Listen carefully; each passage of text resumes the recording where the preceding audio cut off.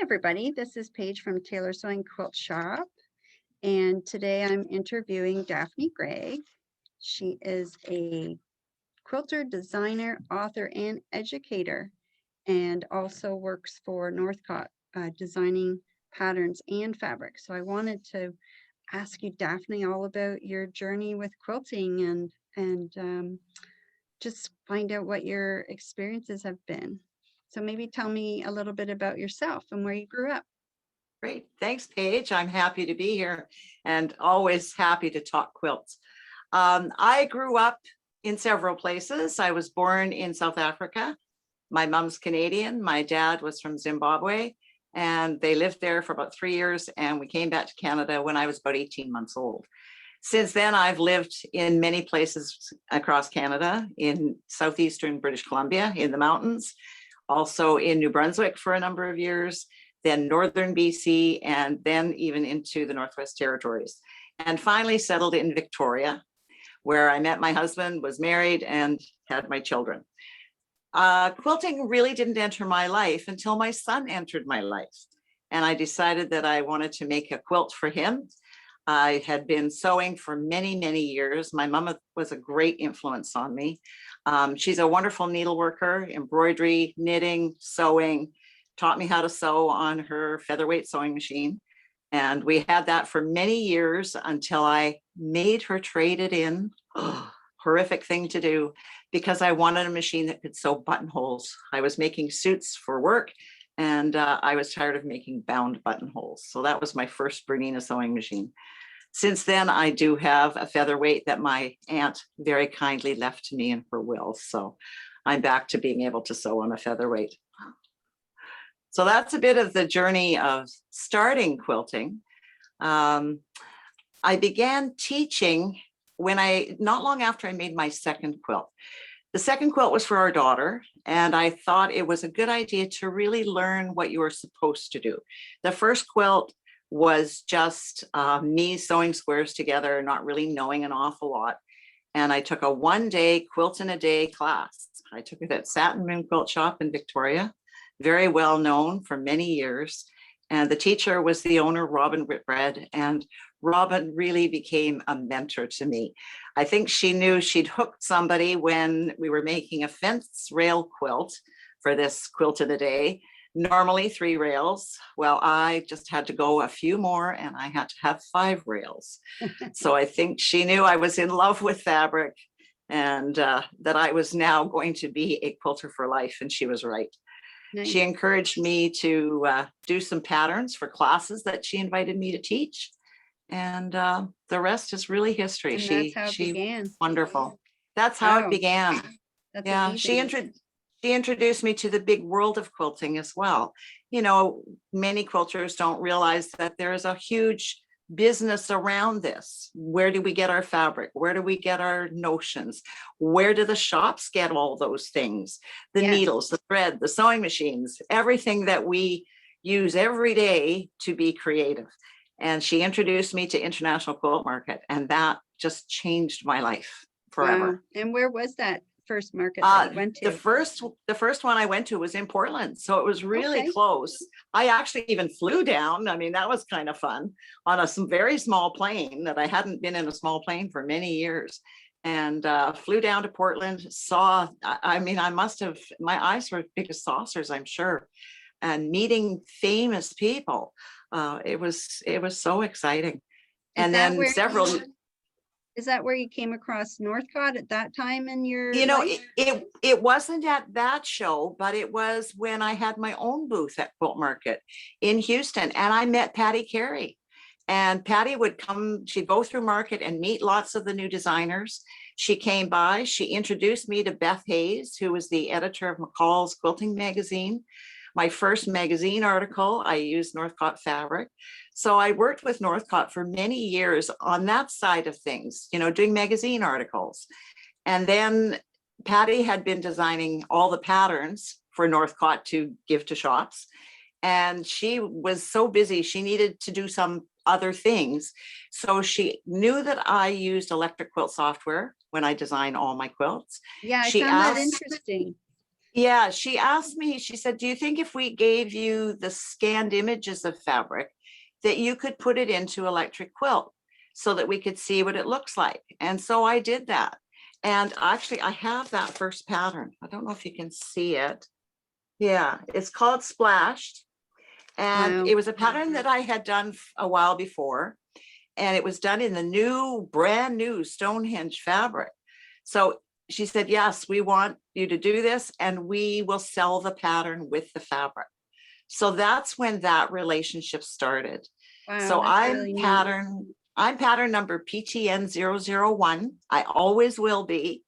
It's really exciting. We're now up to 7208 or somewhere in that range of patterns that Northcott has done with designers. Wow, And that's I'm amazing. Yeah. continuing to do that. So I have a very special job and a So special when they relationship.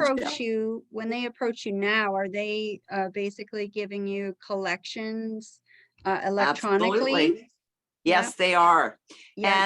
And myself and all the other designers that work with them are the first to see this, even before the sales rep. So I am a sales rep, but if I was just a sales rep, I wouldn't see those collections that I've gotten, say, yesterday and today. I wouldn't see them till September.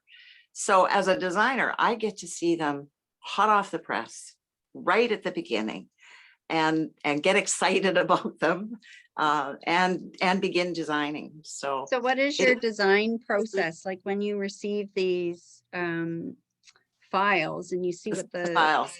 the Well, I look pattern at or them. prints are like? What do you do? Yeah, I get ideas. I have sort of folders of ideas, sketches, ideas that, geez, someday I'd like to make a quilt that looks like this, or I'd like to use these types of values in a quilt where it shades, or I want to do an applique quilt, or whatever. And I just got lots of sketches. And when all those designs come, we get to look at them all, and I flip through that and say, oh, this would be great for that. And oh, I'm not fond of that.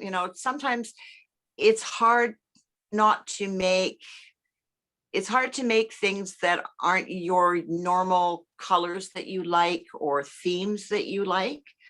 But as a designer, we have to design for the whole world of quilters. And Robin, back when in Satin Moon, really helped me with that when I made samples for the store at one point in my life, because I didn't choose the fabric, they did. So I got to Yeah. use fabric that I didn't like, and I learned to like it. Yeah, mold So it into something other than yeah, just focusing on the fabric. on the fabric, and just maybe it wasn't the theme I liked, or maybe it was too modern at the time, and I thought, oh no, I'm a traditional quilter. And so that gave me really good background in color theory, and just was amazing how that's influenced how I can design. So once I design something, I send it off to Northcott. They think it's going to work well. Then I start writing. And, in the process of designing, I of course have to figure out how much fabric is this going to take, which ones, how can they cut it? And I have pages and pages and binders full of all those notes. So when I go to write the pattern, I have all that information.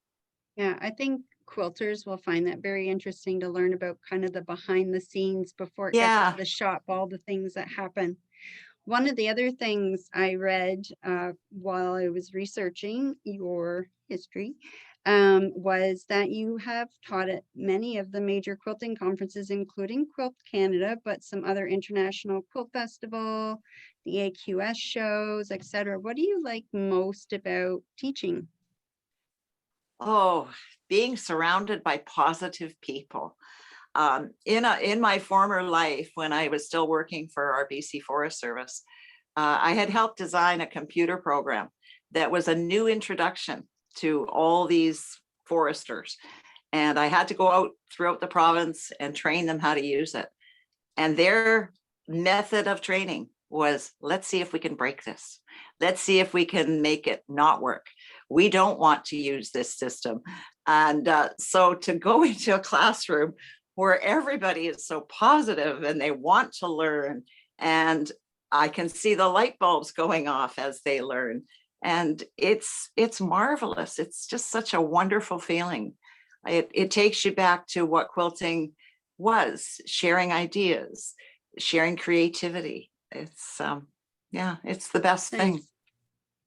I also learned that you have been involved with designing fabric as well for Mm, Banyan Batiks. I guess the line was called Tapacloth, is that correct? that's right. And the quilt behind me is tapa cloth. So how that happened, there was a time in quilting that I dabbled quite a bit in surface design and art quilting. I was carving my own stamps and doing some fabrics. And I always felt that if you weren't really careful in just stamping with inks and paints, you would just end up with mud. It was very difficult to get the layering done nicely so that you could have focus and things in the background. And I always knew that batik was a way to do that. I had done a bit of batik many, many years ago. And so when Northcott was developing a new division called Banyan Batiks, I thought, those stamped images that I did and some on fabric and some quilts, they might be something that could be then translated into a batik. So I met with the design director at Quilt Market, and they were looking for guest designers. And I showed Karen what I had done, and she said, "Yep, sounds good. Yep, I think this will be great. Brian will send you a contract." And I almost fell off my chair. I didn't really think that it would happen, and it did, and it was marvelous. It was wonderful working. We worked at a distance, so of course that's also challenging, sending imagery back and forth. And then eventually what's called strike-offs come, and they show you what it's going to look like in real life, and you look at the colors and you look at the prints and make your decisions. Oh, I think this should be maybe darker, or maybe this one's great, or let's leave that one out. And then we settled on 29 fabrics for the collection, and they were released at Kansas City several years ago. And I had a large section in the Northcott booth with lots of quilts, lots of projects that lots of quilty designer friends had made for me to showcase the fabrics. And it was wonderful. It was just really well received. I did lots of sort of schmoozing with shop owners. I did a couple of presentations, and it was really fun. I think I'd that's love one to of do the- another one. Yeah, I think Yeah. that's one of the things that we miss right now is going to the shows and, Yeah. getting to see all the different companies and the fabrics and the Yeah. people. So Yeah, hopefully, yeah, we'll get back to that. I'm pretty sure we will. that's right. And as a teacher, I miss the classroom. I decided not to jump in on Zoom. I'll Zoom with some of my customers, Zoom with our Northcott colleagues, that kind of thing. But the teaching on Zoom was going to be a struggle for me. I have an aging mom, and she's quite a focus at the moment. And I thought, I can't do it all. The idea of not having to travel to go to places is wonderful. I've taken a few classes, and they have been very successful. They work well. Teachers have adapted, and we can still see. And in many cases for students, it's even better.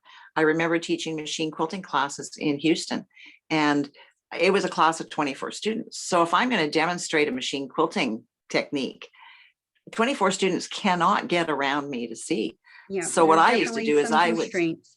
I would number them 1 to 4, and I say, okay, the group ones come up now. And so I'd have 5 people and group 2s and just do them in stages. But it sort of broke the class up a bit, but at least people could see. But now everybody can see, which is good. What I should mention is behind me is the quilt that we made from Daphne's pattern called Gumdrops. And Tara, who pieced and quilted it, she used the Northcott solids. And then she used some of a collection from Laundry Basket Quilts to kind of pop out the beads. But Yeah, it looks fabulous. It yeah, looks we're just really wonderful. pleased with it.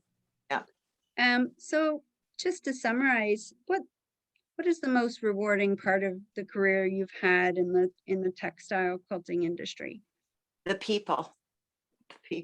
Yeah. Yep. I've met famous people. I've met people not so famous. I've met quilters from one end of North America to the other.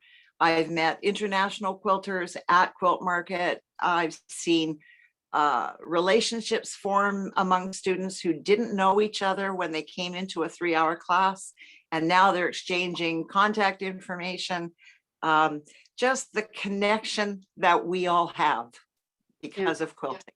It's Wonderful. pretty amazing. Well, thank you very much, Daphne. You're for taking welcome, the time to Paige. talk to me. I really enjoyed meeting you and chatting Yeah. with you. We'll And- see you at Quilt Market one year. I'll be okay, well, there. thank you very much. Take care. Okay.